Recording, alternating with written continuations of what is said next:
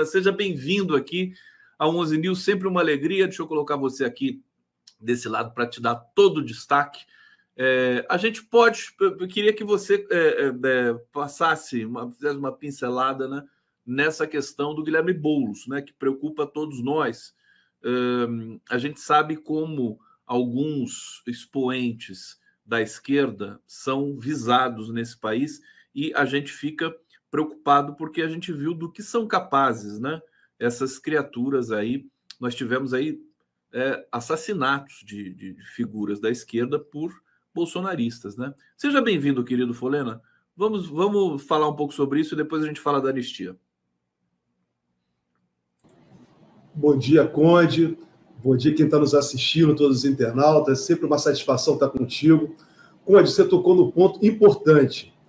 Não só essa ameaça que está sendo apresentada ao Boulos, mas você traz para o tema algo muito importante da extrema-direita, que é exatamente o que nós verificamos ontem e pode ter uma relação direta com esse tema, que é o assassino do Chico Mendes, ser o presidente do PL, na cidade de Medicilândia, homenagem ao presidente, ditador, torturador Médici, no Acre.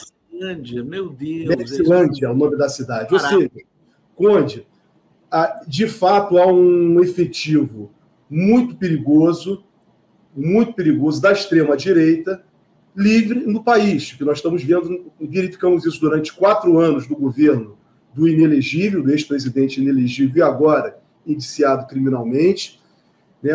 E essas pessoas estão aí. Veja esse caso do assassino de Chico Mendes, ser o presidente regional do Partido Liberal, partido de Bolsonaro, o partido que agrega os fascistas no Brasil hoje. Os fascistas estão nesse partido, por isso aquela opção, foi feita uma pesquisa há 2 semanas, nós comentamos aqui, você até que trouxe os dados, em que o PT é o partido que tem a maior adesão popular, mais de 30%, e a surpreendente dado é 19% de adeptos ao PL. Mas por quê?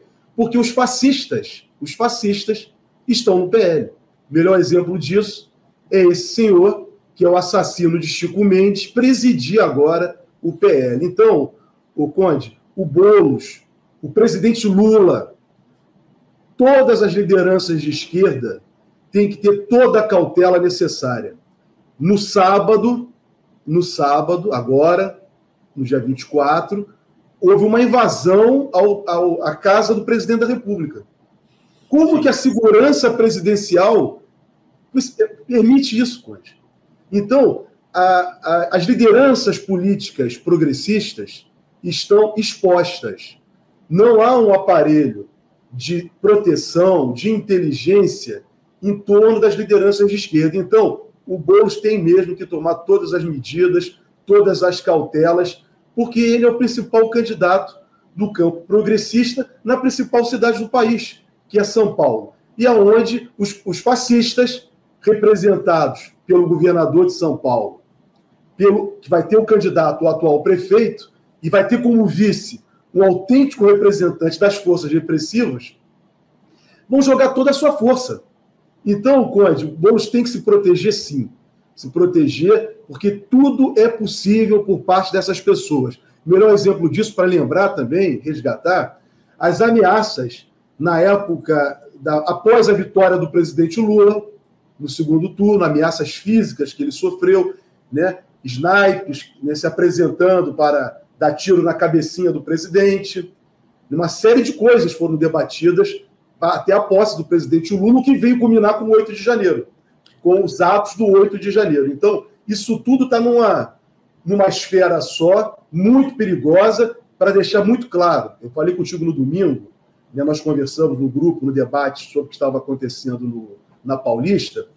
Agora é uma hora que nós vamos ter, cada vez mais, tem que ter maturidade e seriedade para fazer o enfrentamento ao fascismo. O fascismo está presente no Brasil. E exemplo disso foi o que nós vimos no domingo. Tá aí o Jorge Folena aqui, começando o nosso 11 News. Deixa eu dar a notícia aqui para vocês, completa, né, para todo mundo acompanhar a nossa discussão. A Polícia Federal está investigando uma série de ameaças de morte ao deputado federal Guilherme Boulos, candidato à Prefeitura de São Paulo, pré-candidato à Prefeitura de São Paulo, que está liderando a disputa, né, para a Prefeitura de São Paulo. Segundo informações divulgadas pela jornalista Mônica Bergamo, da Folha de São Paulo, hoje, quarta-feira, na representação APF, o advogado de Boulos, Alexandre Pacheco Martins, diz que um dos potenciais autores dos delitos é integrante das Forças de Segurança Pública Estadual. Olha, ainda bem que está sendo investigado pela Polícia Federal, né? Porque o Estado de São Paulo ele está meio que dominado agora por essa leva. Ontem mesmo conversava, Folena, da omissão do Ministério Público do Estado de São Paulo com relação ao massacre que está acontecendo na Baixada Santista, já desde né, o começo do governo do Tarcísio de Freitas. Então, alguém precisa se manifestar nisso, inclusive acho que o governo federal precisaria entrar nessa bola dividida também. Bom, temos muitos temas para a gente avaliar, e eu quero tratar justamente de um tema que está, digamos, tomando conta aí do debate. Não sei até que ponto isso vai se polarizar, mas o Lula ontem, por exemplo, deu uma resposta para esse pedido de anistia em causa própria do Bolsonaro. Aliás, uma coisa inédita, né? Anistia em causa própria. Folena, como é que você acha que essa discussão está posta? Você disse no seu brilhante artigo publicado no 247 que você considera essa anistia inconstitucional, é isso? Bom, entendo, Conde, entendo o projeto. Eu queria separar, antes do projeto de lei do senador Mourão, que não tem a menor moralidade, não tem a menor moral para apresentar um projeto dessa natureza, eu queria dizer o seguinte: primeiro, tratar no campo político, para depois passar para o campo jurídico. No campo político, Conde, o Bolsonaro, quando pede anistia, como ele pediu no domingo, né, é uma forma não jurídica, mas política, de reconhecer, né, os seus delitos praticados, né, contra o Estado Democrático de Direito. Foram 4 anos, Conde, sistematicamente, de violações à Constituição e, particularmente, atentando contra o Estado Democrático de Direito, o que veio culminar no 8 de janeiro, em que hoje, diante do que já foi revelado, do que nós já temos conhecimento, principalmente com aquela gravação, né, que veio a público daquela reunião do dia 5 de julho de 2022, na qual ali foi tramado um golpe de Estado, a partir dali, e todos nós tomamos conhecimento, isso está muito claro, e o Bolsonaro disse que ele era o responsável pelaquela gravação, chamou para ele toda a responsabilidade. Então, quando ele vem pedir anistia, é o reconhecimento exatamente que ele cometeu graves crimes. Isso é o campo político. Agora, no campo jurídico, Conde, eu não consigo ver, né, com muita tranquilidade, né, o destino de Bolsonaro, ao meu modo de ver, juridicamente também já está resolvido. Ele hoje é indiciado, brevemente será denunciado pelo Ministério Público Federal, não só em crimes contra a abolição do Estado Democrático de Direito, tentativa de golpe de Estado, depredação do patrimônio público, mas também por outros delitos, como, por exemplo, delitos de falsificação de documento público, no caso da caderneta de vacinação, peculato, apropriação das joias, patrimônio público, utilização de recursos da União em benefício próprio, como ele fez nas diversas motociatas. Então, é um concurso de delitos que foram praticados pelo Bolsonaro, que culminaram, né, e fica muito claro e evidente que havia uma organização criminosa, que é mais um outro delito que ele também vai responder. Então, Conde, criminalmente, ao meu modo de ver, o destino de Bolsonaro também já está encaminhado. Porque o próximo passo, né, concluídas as investigações, e a Polícia Federal está fazendo a seu tempo, diante das revelações que têm surgido, para ter um embasamento ainda maior, mesmo depois da CPMI da Covid. Olha que a CPMI da Covid levantou muita informação, indiciou Bolsonaro, diversos militares, ministros e parlamentares.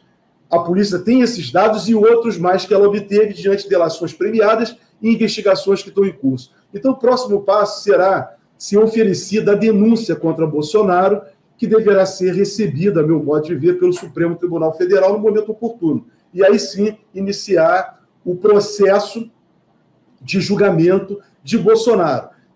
Deve ser assegurado a ele o devido processo legal, o contraditório, a ampla defesa e a presunção de inocência.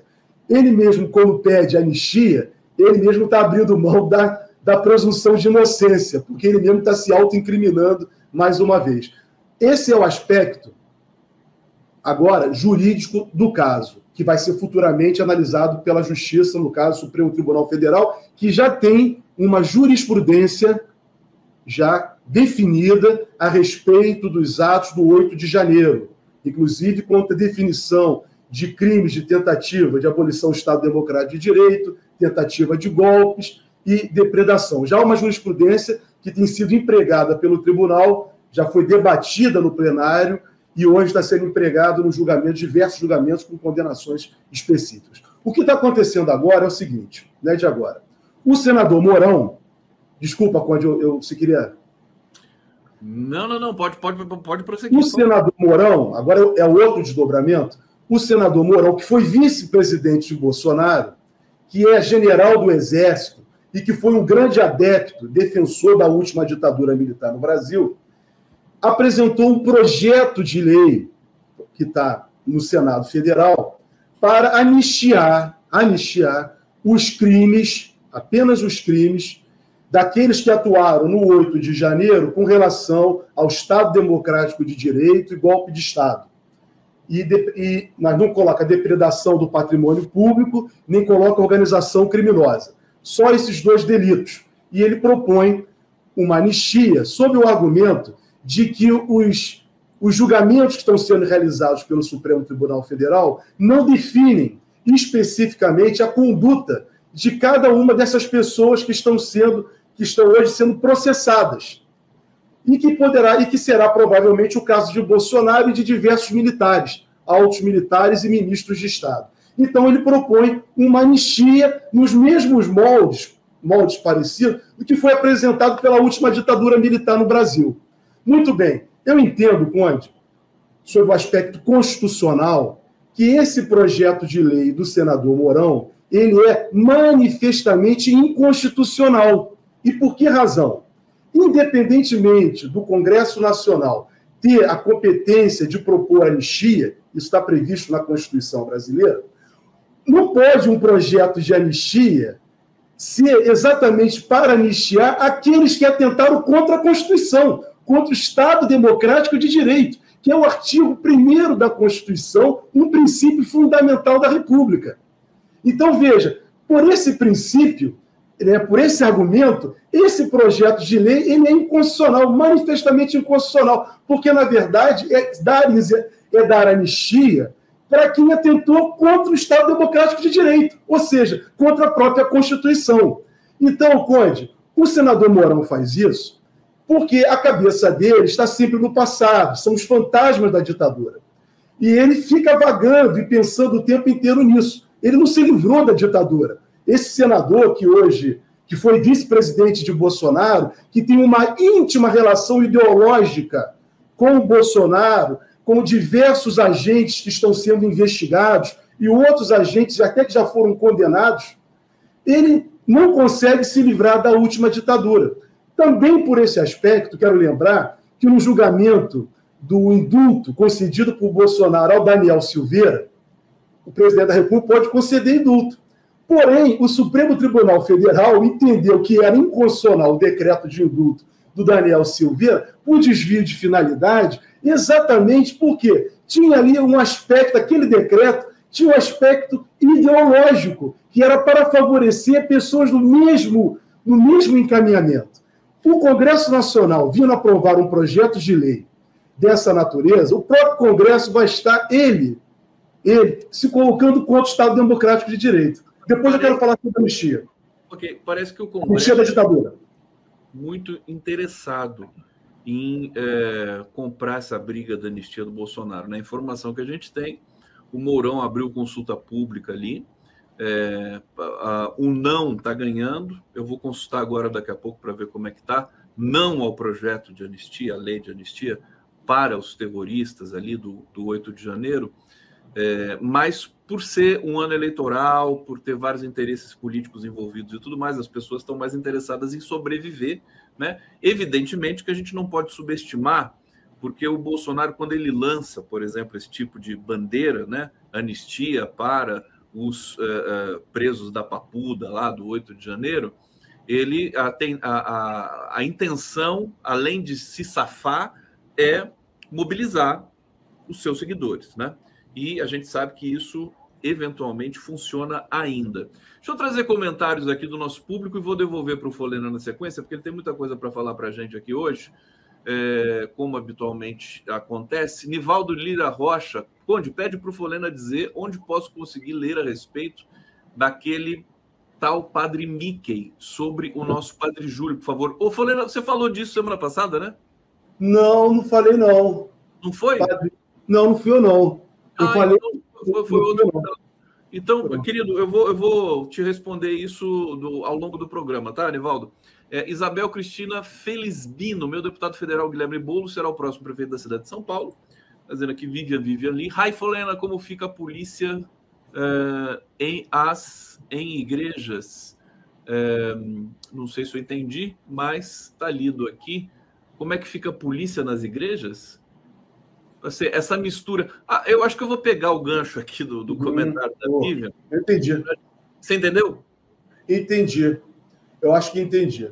Na verdade, Conde, agora há algumas informações de que há opção, né, que há um doutrinamento de policiais militares, até de militares das forças, né, das Forças Armadas, né, dentro de igrejas pentecostais, e se estabelecendo um exército, uma força militar pentecostal por integrantes ou ex-integrantes de forças policiais e forças militares. Veja uma coisa, esse ponto é interessante. Veja que a Michelle, no domingo, ela utilizou o exército. Ela falou, não, aquela coisa dela, né, dissimulada, né, de exército de Deus. Ela empregou isso no discurso. Né? Nós temos uma força poderosa. Ô, Conde, essa vinculação, essa doutrinação de força militar com religião é algo que também é inconstitucional. E a Michelle praticou, a manifestação dela no domingo também foi inconstitucional quando ela diz que, né, as igrejas têm que ter política, participar mais da política. O Estado é laico. O Estado é laico. O Estado laico não é o fato de não ter religião, é possibilitar que todas as religiões possam se manifestar, mas não o poder público ter uma religião em si. Então, foi outra coisa importante, né, do que aconteceu no domingo, nós estamos tendo esse desdobramento. É uma aliança muito clara, ao meu ver, né, de um pensamento atrasado da última ditadura que se conserva no Brasil, com um outro lado, que é um lado pentecostal, um lado de doutrinação religiosa, que eu não quero entrar em consideração com relação ao respeito à fé das pessoas. Né? Cada um professa a sua fé como bem quiser, e eu respeito todas as formas de manifestação religiosa. Mas traduzir isso como uma questão política é algo muito perigoso. Isso é algo que não tem amparo na Constituição do Brasil. Então, até mesmo esses projetos de lei que procuram, ou propostas de emenda constitucional, que procura isentar, né, ampliar a margem de isenção, né, de imunidade tributária para entidades religiosas e afins, também é muito perigoso. Já vinha uma previsão constitucional para imunidade tributária na Constituição de 88, para os templos. Agora, estender para atividades, nós estamos vendo que isso tem gerado aparelhamento político e pode levar também um aparelhamento paramilitar.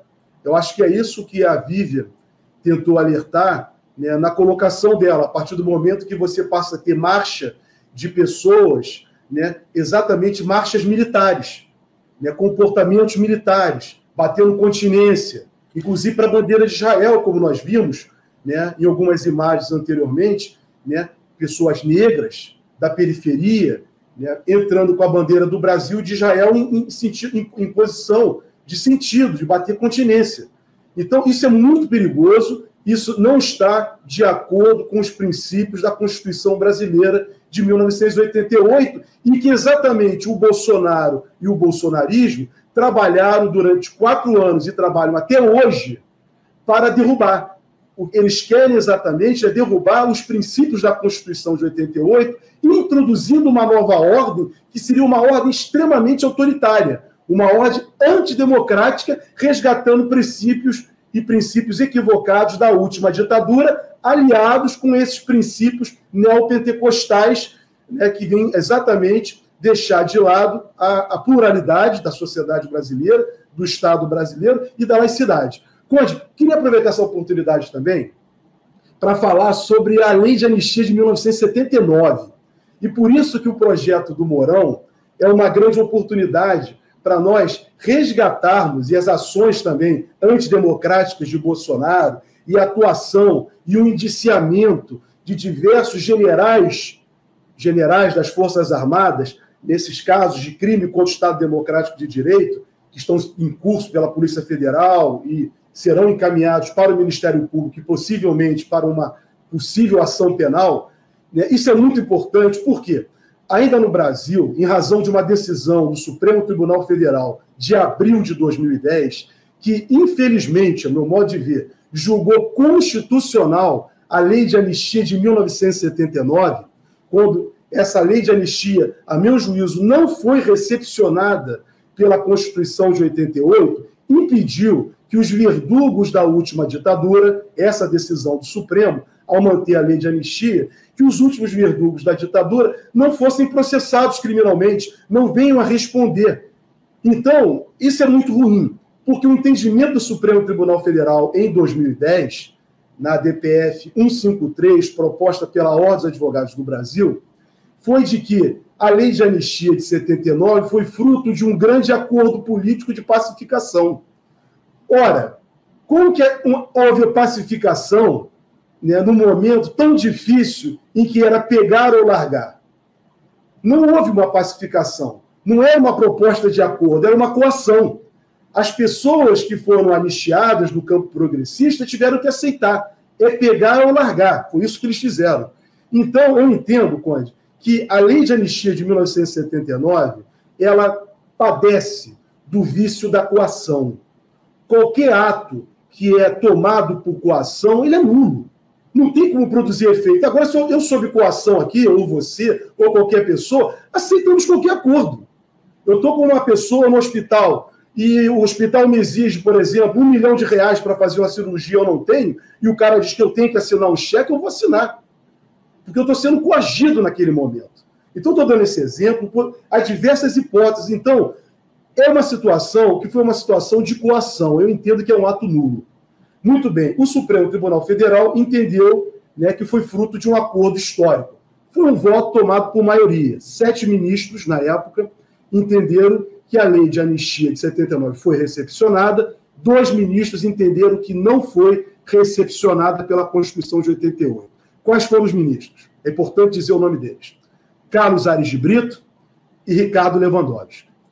Esses 2 ministros foram os únicos que se colocaram contrários à recepção da Lei de Anistia e aí, a partir daí, os verdugos da ditadura, como, por exemplo, aquele que o Bolsonaro saudou no plenário da Câmara dos Deputados, possa continuar livre.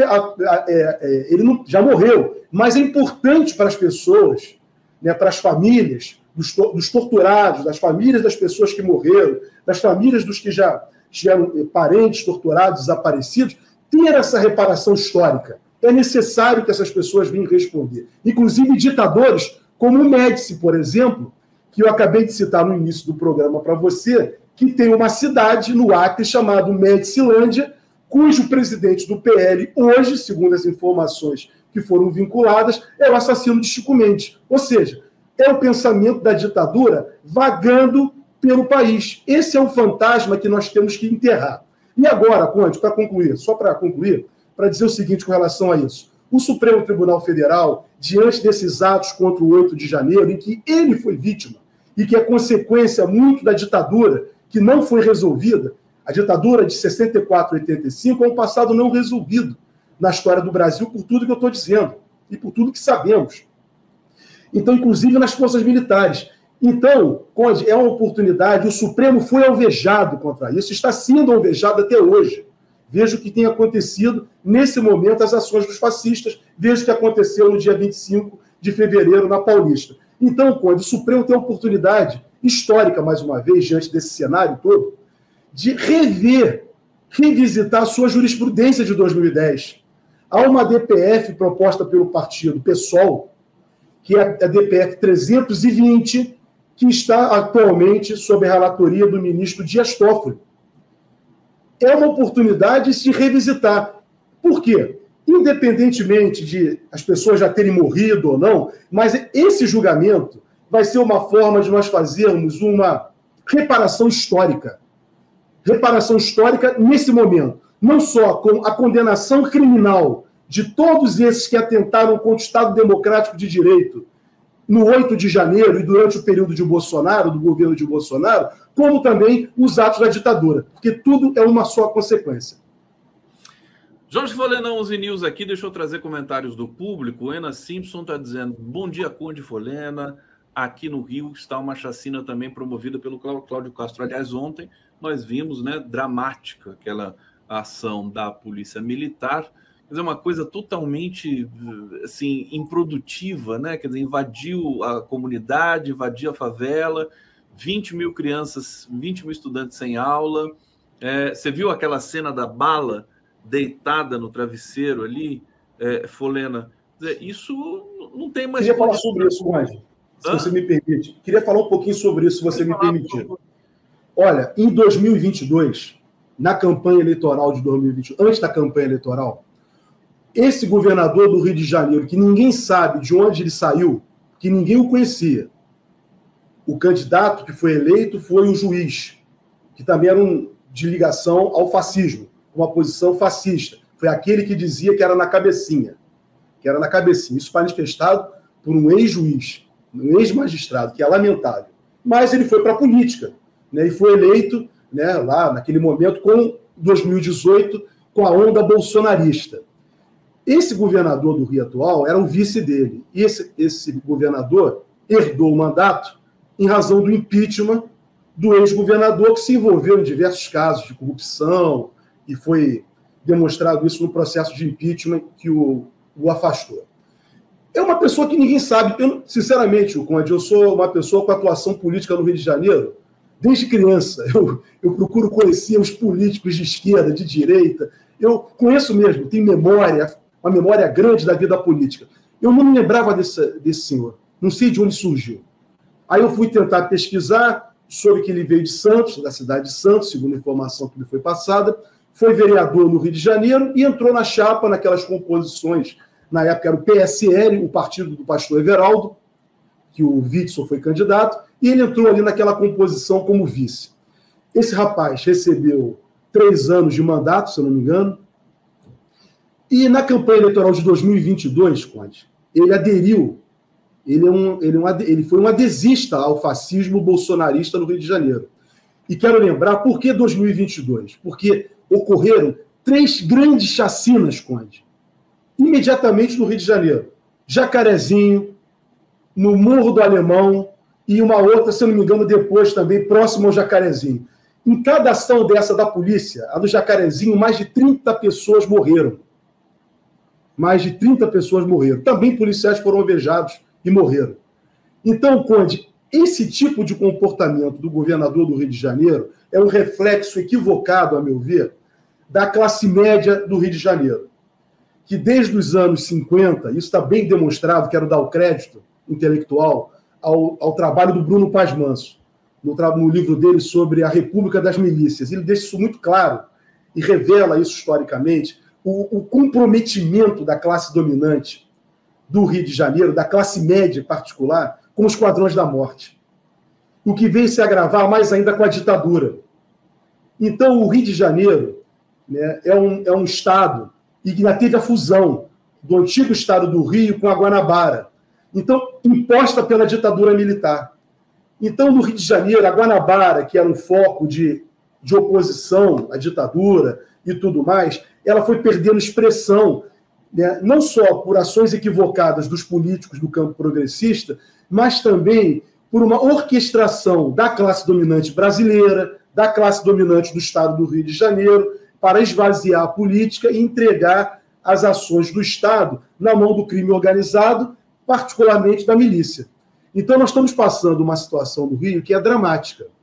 É dramática. Essas ações de 2022 e diversas outras anteriores, em governos anteriores, Conde. Eu poderia estar citando aqui, relembrando para vocês, diversas chacinas, Candelária, Jacarezinho, que eu já falei aqui, Parada de Lucas, uma infinidade de chacinas policiais, né, que tornaram o estado do Rio de Janeiro, e particularmente a cidade do Rio de Janeiro, uma cidade hoje, né, que vive em guetos.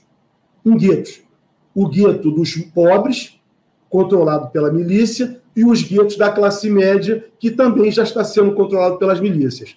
Há um mês atrás, se eu não me engano, o prefeito da cidade do Rio fez dois tweets, um dizendo que a prefeitura do Rio teria sido os empreiteiros que estão fazendo uma obra no bairro de Paciência, numa antiga universidade, foram chantageados, extorquidos pela milícia, que eles teriam que pagar uma quantia. Isso foi dito pelo prefeito da cidade do Rio de Janeiro, ou seja, o poder público reconhecendo o que nós sabemos que existe nas ruas, no comércio, né, por todos os cantos. Então, o que se passa no Rio de Janeiro é dramático.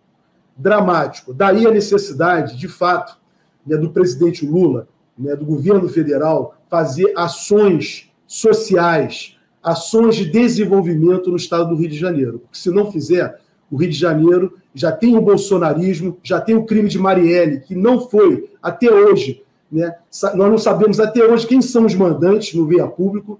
Então, isso tudo está presente, infelizmente, na vida dos cidadãos do estado do Rio de Janeiro, como esse tipo de governador. Pois é, inclusive mandando aqui um abraço para quem nos assiste do Rio de Janeiro, muita gente pública aqui.